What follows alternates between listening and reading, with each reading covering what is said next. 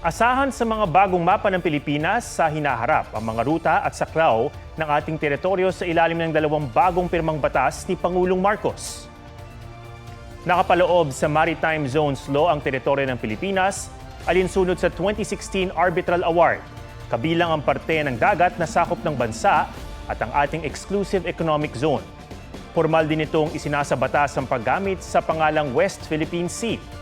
Ang Archipelagic Sea Lanes Law naman, opisyal na inilatag ang 3 lanes ng Pilipinas kung saan lang maaring dumaan ang lahat ng barko at eroplano ng ibang bansa.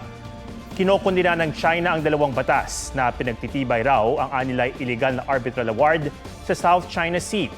Ipinatawag nila ang ating ambassador sa China para iprotesta ito.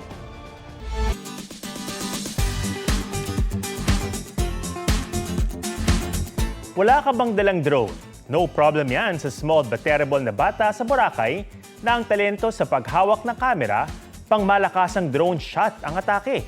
Usuan na yan sa report ni Joseph Morong.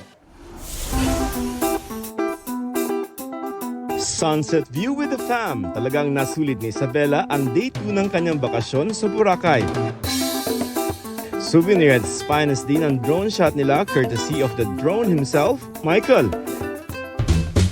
Mala stabilizer ang moves, may paikot effect pa. Paganyan ka ba? Wow, galing ah.